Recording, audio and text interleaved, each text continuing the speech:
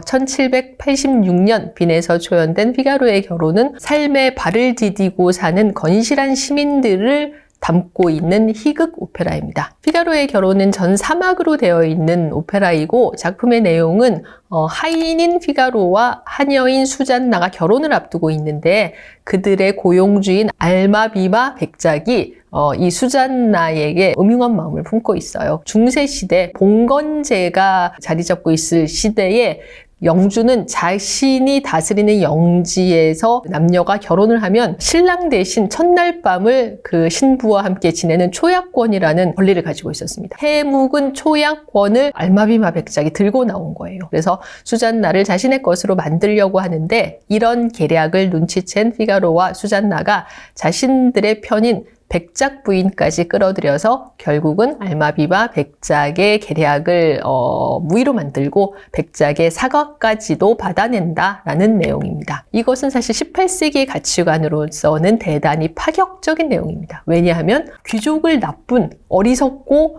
음흉한 인물로 묘사했으니까요.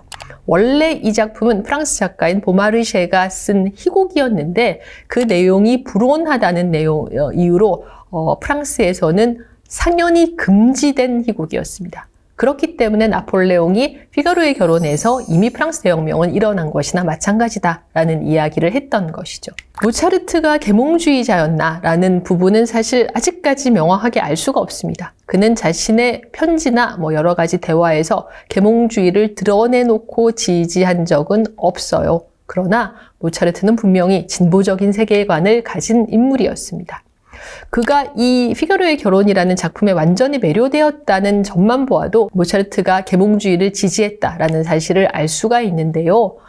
이미 프랑스에서 상연히 금지되었다는 것을 알고 있으면서도 모차르트는 자신의 오페라 대본 작가인 로렌초 다 본테에게 피가로의 결혼의 내용을 오페라 대본인 리브레토로 각색해달라고 요청했던 것이죠. 그렇다면은 모차르트는 이 희곡이 안고 있는 위험한 부분을 몰랐던 것일까? 당연히 알고 있었을 겁니다. 그러나 그런 위험한 부분을 알면서도 이 작품을 자신의 오페라로 공연하고 싶었던 마음이 훨씬 더 컸던 것이죠. 예상대로 빈 황실은 피가로의 결혼에 비해서 그렇게 탐탁치 않은 반응을 보였습니다. 프랑스의 왕실이 공연을 금지한 작품인데 빈의 황실이라고 이 작품을 좋아할 이유가 없었고 그리고 오스트리아에서도 피가로의 결혼 연극이 이미 금지된 상태였어요.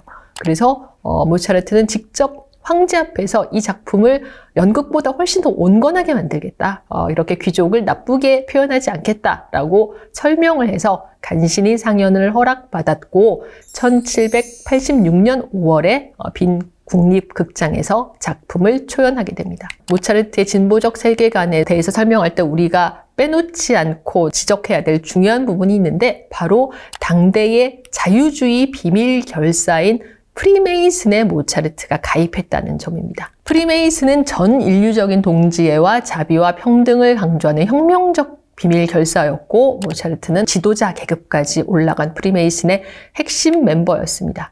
자, 이 그림은 빈 박물관이 소장하고 있는 당시의 프리메이슨의 비밀 회합을 그린 그림인데요.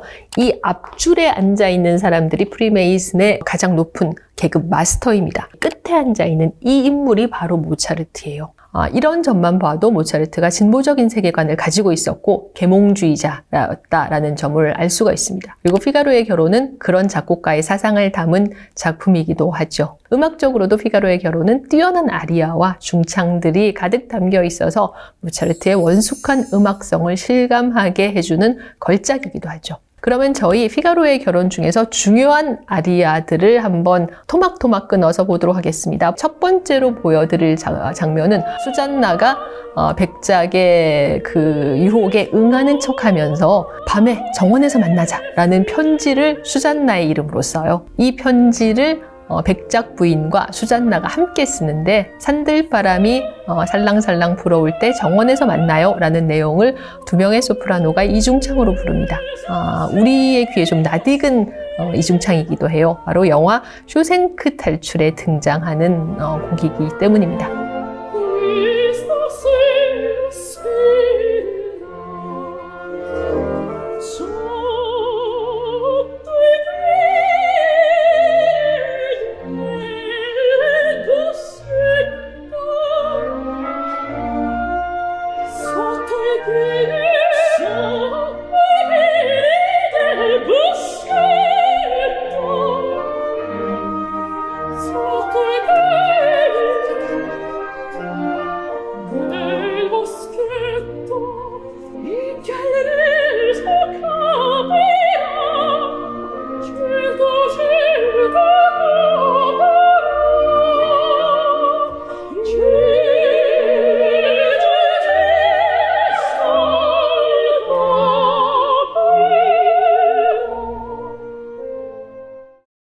마지막에 드디어 피가로와 수잔나의 결혼식이 벌어져요. 백작은 이 결혼식이 탐탁치 않은 눈치가 역력합니다. 그런데 결혼식 도중에 수잔나가 백작에게 밤에 정원에서 만나요 라는 편지를 줘요. 그래서 그 편지를 보고 백작은 기뻐하면서 두 사람의 성혼선언을 하게 되죠. 그리고 성큼성큼 걸어가는 백작을 백작 부인이 쫓아가는 것으로 3막이 끝이 납니다.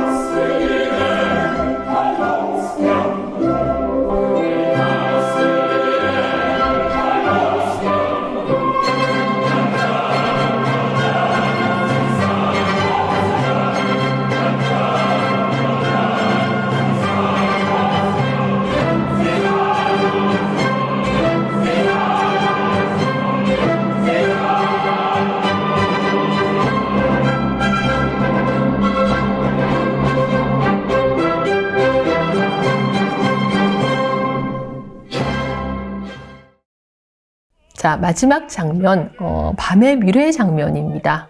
수잔나의 편지에 쓴 내용대로 수잔나를 만나기 위해서 밤에 몰래 정원으로 나오는데 뜻밖에도 그 정원에서 피가로와 백작 부인이 미래를 하고 있는 거예요. 백작은 노발대발합니다. 그러나 두 사람에게 가까이 가 보니 백작 부인이 아니라 백작 부인의 옷을 입은 수잔나였던 거예요. 그래서 화를 내다가 백작은 어쩔 줄 모르고 우물쭈물하고 있는데 그때 백작 부인이 나타나서 무엇을 하고 있느냐고 묻습니다. 그러자 이 세 사람이 세운 계획에 자기가 꼼짝없이 빠져버렸다라는 사실을 백작은 그제서야 눈치채죠. 백작은 피가로와 수잔나에게 그리고 특히 백작 부인에게 사죄하면서 다시는 이런 엉뚱한 행동을 어리석은 행동을 하지 않겠다 다짐하고 오페라는 희극으로 해피엔딩으로 끝이 납니다. 저희 사막의 마지막 수잔나, 피가로, 백작과 백작 부인이 모두 등장해서 서로에게 얽힌 오해를 푸는 미래 장면 보면서 이번 강의 마무리하도록 하겠습니다.